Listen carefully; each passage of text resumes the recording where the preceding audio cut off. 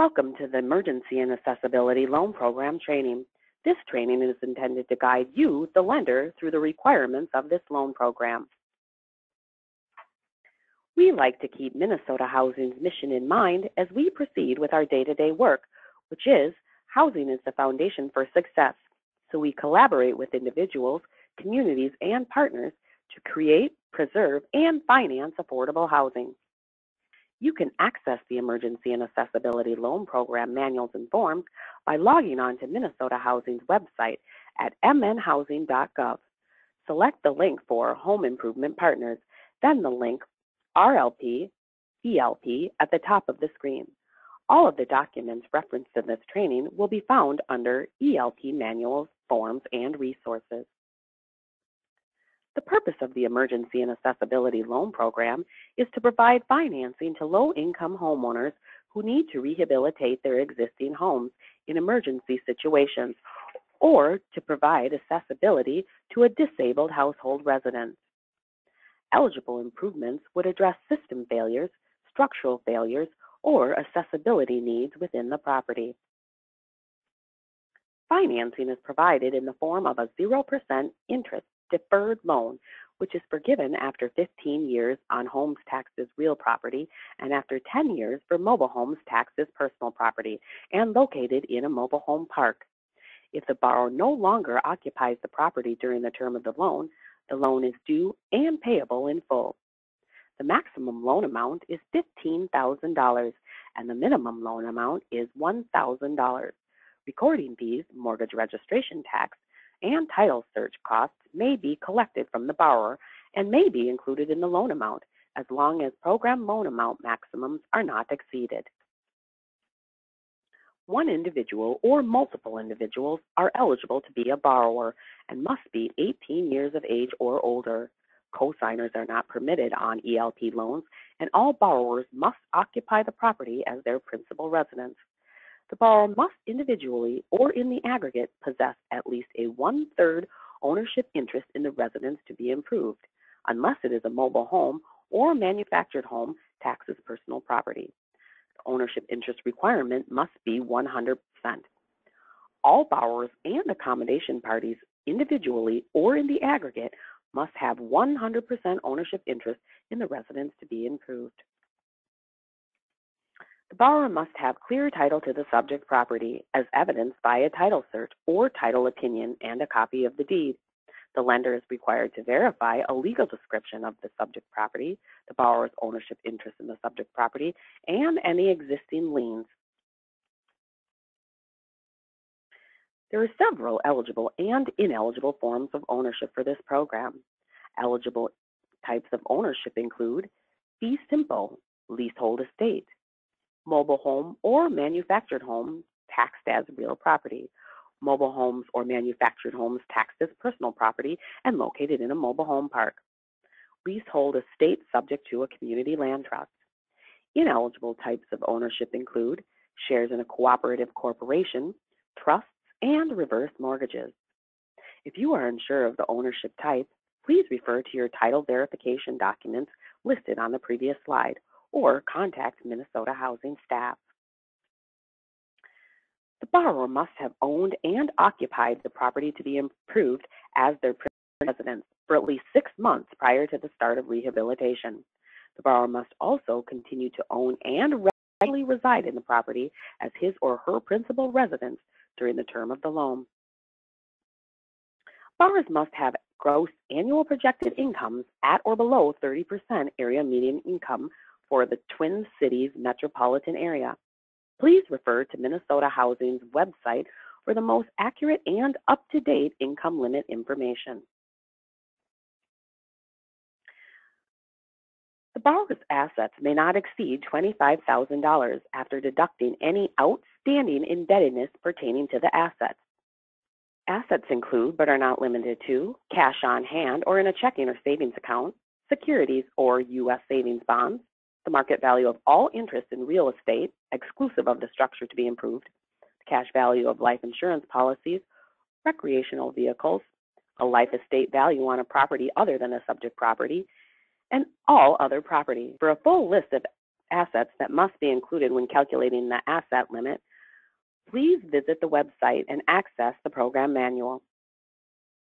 A homeowner may apply for additional program funds for an emergency and accessibility loan if an emergency or an accessibility need is identified and all other program requirements are met. The borrower must also be current on all mortgage payments and real estate taxes and have a hazard insurance policy in effect on the date of the mortgage. When the lender establishes that a spouse permanently resides outside of the household, that separated spouse may be excluded from signing the loan application and the note, but must sign the mortgage.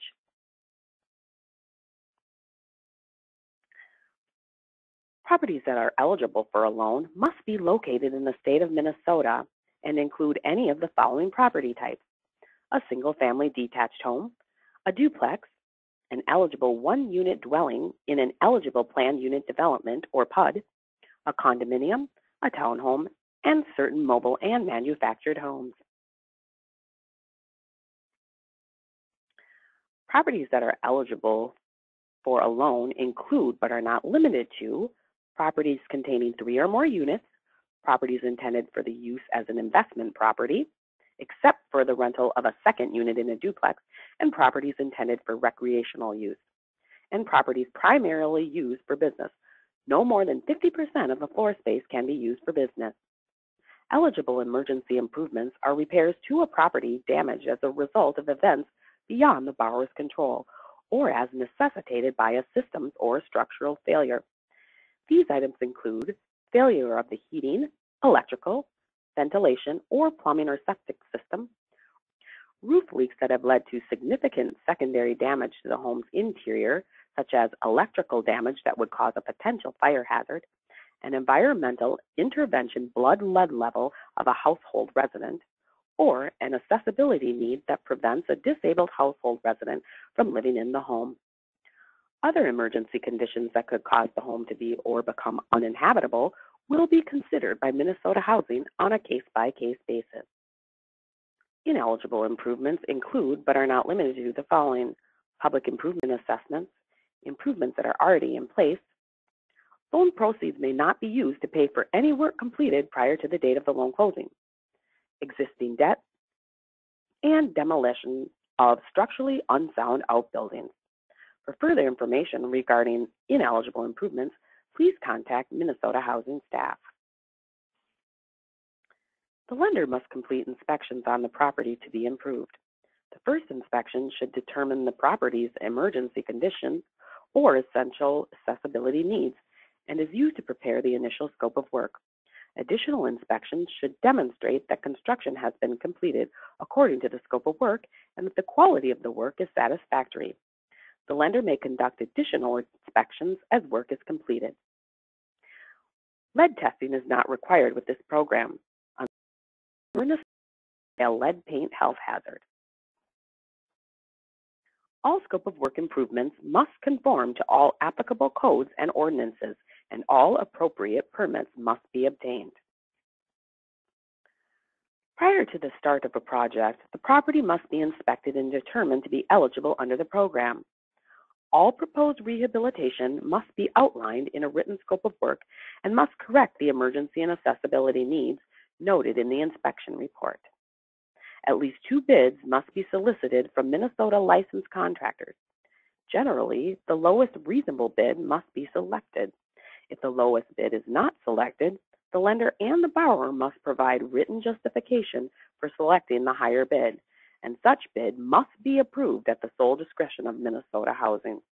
A written construction contract must be executed between the borrower and the contractor. Changes in the scope of work are not permitted unless unanticipated deficiencies that will cause further damage to the home, if not addressed, are identified during the rehabilitation process. Rehabilitation improvements to manufactured housing must comply with Minnesota State Building Code Section 1650.3800, which addresses the distinction between a construction alteration and a repair and the different licensing requirements pertaining to each type of improvement. Homeowner labor is not permitted under the Emergency and Accessibility Loan Program. All work must be completed by a licensed contractor.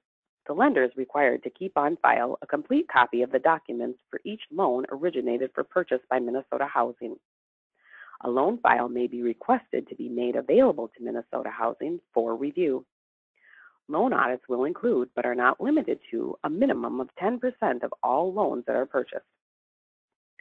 Audited loans are reviewed for Minnesota Housing Program and Policy compliance, fraud or misrepresentation on the part of any party involved in the transaction, and trends and/or other indicators that may have an impact on financial viability of the program in part or in whole.